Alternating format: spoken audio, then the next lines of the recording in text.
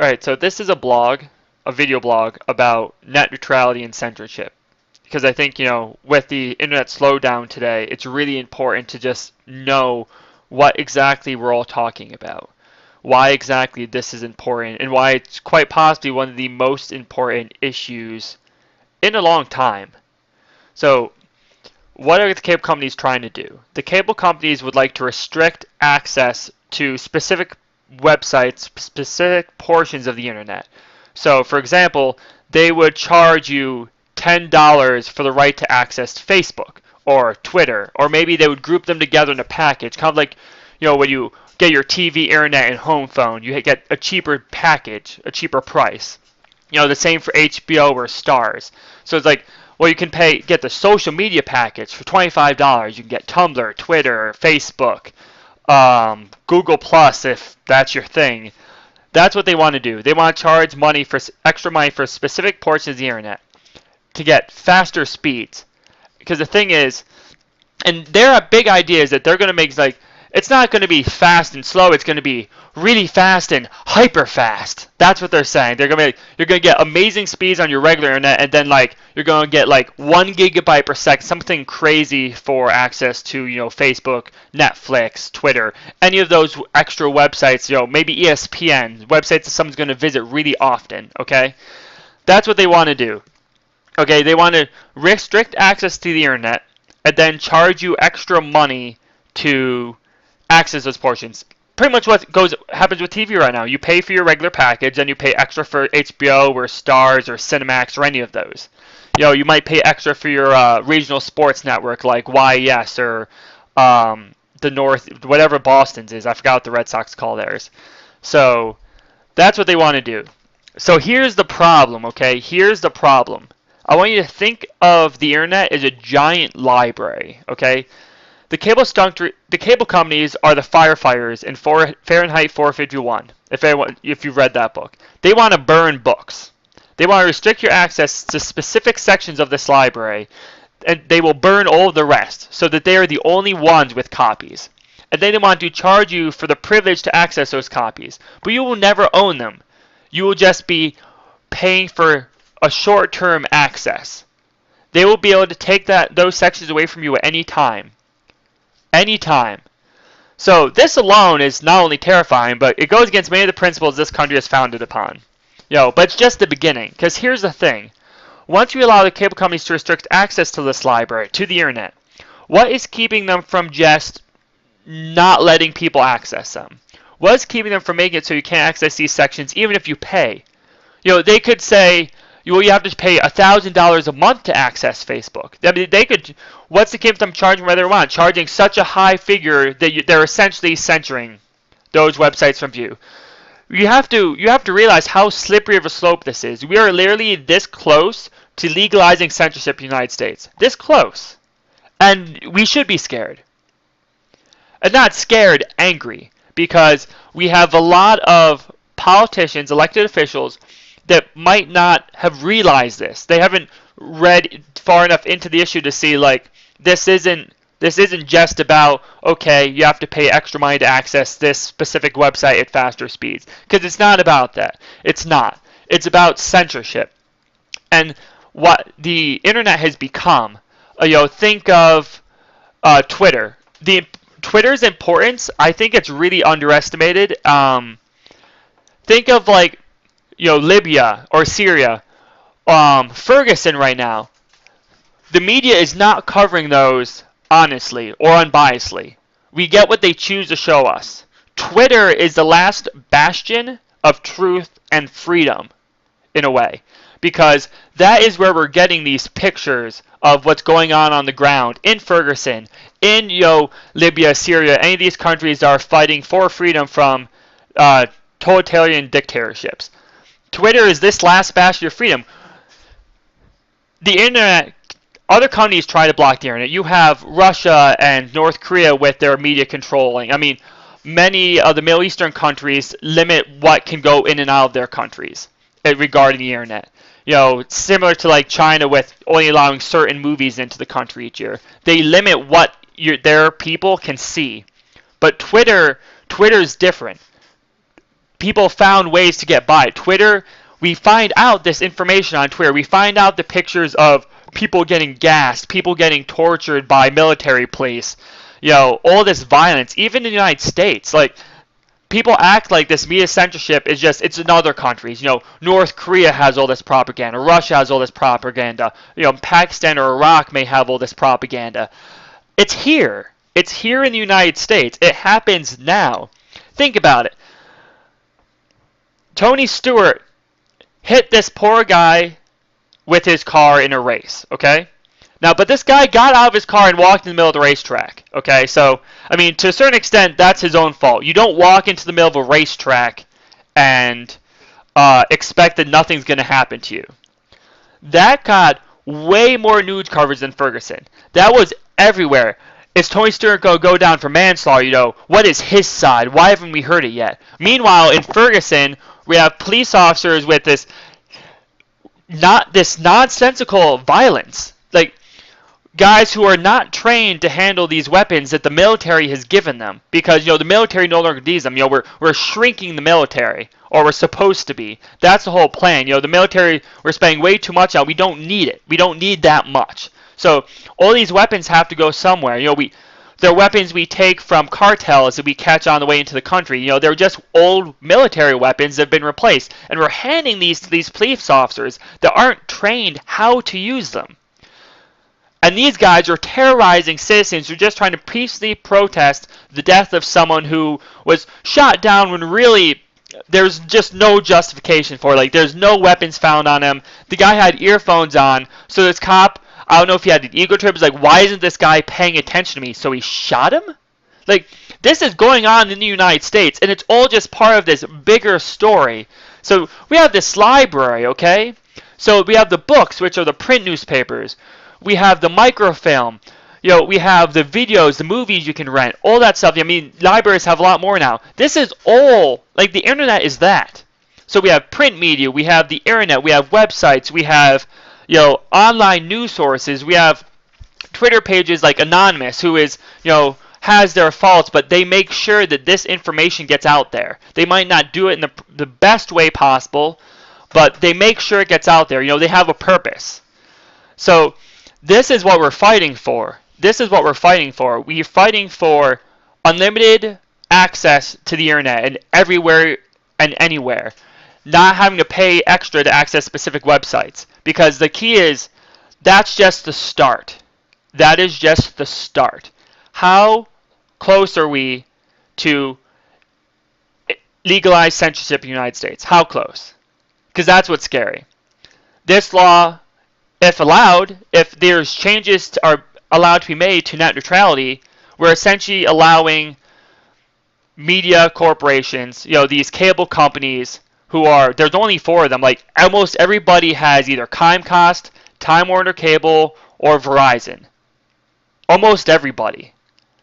And then DirecTV. Almost everybody has these guys. You can only get Time Warner and Verizon in my area. Other areas you can only get Time Warner and AT&T. With their DirecTV and Uverse packages. Like, there's no competition. So we're going to have 4 companies with the legalized ability to control what every single citizen in the United States can see on the internet at any given time.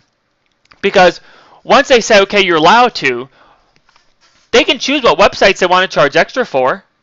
I mean, so say, you have, The Onion, or some website like that. They're not making tons of money. Like, if Time Warner Cable or Comcast goes to Onion and says, like, you're going to have to pay us this amount of money for us to let people who have our service see your website. Onion's not going to be able to afford it. And then they can go to the customers, well, you have to pay this amount of money a month to access the Onion. Or, access, some unbiased news source. There aren't many. Or to access Twitter. To access pretty much anything. Any social media. Any website. They could access, www.freethekitties.com or some random website. They could block Neopets, for all they can do. I mean, once it's allowed, what's the limitation preventing them from, like, what websites are they going to be allowed to limit? And there is none. They're just saying it's either you can do it or you can't. There's no in the middle. You either net neutrality, unlimited open access to the internet, or the cable companies can do whatever they want. They can limit your access to any website they want. They can limit your access to any service they want. You might not be able to access your iTunes library. And these are things you've already paid for. You've paid for that, that $9.99 for your monthly access to Netflix. You might have paid for a premium subscription to Spotify. You've paid for your iTunes music. You might have paid for Beats. You might pay for Amazon Prime. All these things you've already paid for. And now Time Warner Cable and Comcast and Verizon want to charge you extra to access them, even though all they're doing is linking you to that website. They want to charge you extra. Heck, they want to charge you more than Netflix is charging you. Netflix is going to charge you $9.99. They want to charge you that same $9.99 just to access that website, to get that faster speed. Because let me tell you, try running Netflix on like a 1 megabyte per second internet connection, which is what, for example, in my area, Verizon offers their fastest speed if you can't get Fios, which you can't where I live, is 1 megabyte per second to 15 megabytes per second. If you're getting 1, they don't consider you getting bad service because you're paying for 1 to 15. You have to get less than 1. So they're perfectly fine hitting the bare minimum. 1 megabyte per second. They don't consider you getting bad service. You call them and complain about it, they're saying, well, you're paying for 1 to 15. Now, 1 megabyte per second, you're not going to be able to stream well. And especially if you have multiple computers in your house. Like, I have 50 megabytes per second internet speed. That's the best you can get in my area. That's from Time Warner Cable. And once you've put 3 or 4 computers going on this house, like, speed slow down. Like, you can't. 1 megabyte per second is terrible. And that's like the top speed Verizon offers in this area. If you can't get Fios, which is only in limited parts of New York State once you go, north of Westchester County. So, if that's the fast speed, what is the slow speed going to be?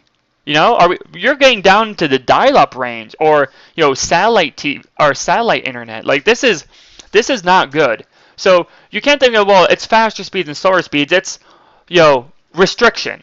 It's all about restriction. They are going to be legally allowed to restrict your access. It's not about what the speeds are. It's the fact that they just have to make sure you have some level of speed. So they could say you have a 10 kilobyte per second internet connection, or if you want, you can get 10 megabytes for $10 a month. Like, they could make that so small that you're forced to pay them the extra money. So this is what we're fighting for here, okay? This is what we're fighting for. It's fighting for open internet access for everybody. It's fighting for what the freedom that we hold dear in the United States, that slips from our hands a little more every single year. But this is the last frontier, okay? This is the last frontier, the last bastion of complete freedom in the United States. It really is. The internet, you can do whatever you want on it. And that's important. It gives us access to these countries who are struggling, to these people who are struggling, and decent people will be able to help them. We'll be able to find out. We can defend other people from tyranny. Like that's one of the just small parts of this. So that's what we're fighting for, okay? That's just what we're fighting for. We're fighting against legalized censorship, because it's not about, well, fast speed versus slow speed. It's about the idea that we're letting these cable companies restrict access to this internet, this library. They're burning books, except they're burning websites instead. It might not be a physical form, but they're burning them. They're going to have the only copies sitting on their shelves, and you're going to have to pay them a monthly fee to access them. And at any time, they could raise that fee or lower that fee, or they could make it so high that you can't even afford it, or they could just keep it blocked and not let you access it at all. So that's what's important. Restriction of access to the internet, and we can't let it happen. So this is the time to speak now. The FCC is taking public commentary on it.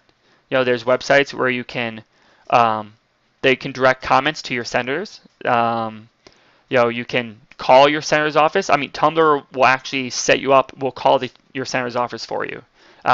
You can be lucky, like I'm in my state, New York. Both senators openly support neutrality, which is fantastic. Makes it a little harder to pick who to vote between, but first world problems. But that's what you need to do. You need to get your voice heard, because the internet companies just keep pushing and pushing it. Comcast is testing data restrictions. Think of how people felt when cell phone companies got rid of unlimited data. And I work for a cell phone company, so I'm part of the man. Now, cable companies are want to restrict your data access for your home internet. I mean, it's a pretty high. They're testing a pretty high threshold right now. It's 300 gigabytes is what Comcast is testing in some areas. And I stream Titanfall. I play lots of video games. I watch lots of movies on Netflix. Like I use the internet a lot. And if I just take a look here at my internet usage, in the past 6 days, I've used 307 gigabytes, and I'm a heavy user. So that threshold is pretty low right now, but it's just a start. They're testing to see if anyone who goes over that, and that's just my computer. There's other people in the house. So, I mean, we'll probably go over the 300 gigabytes total because my mom likes to stream, soap operas. My sister watches Netflix, all that jazz. The other services in the house, like home security, go off of the Wi-Fi. So this is all, they're just trying to see if people accept it. And the whole point is that you don't want to accept it.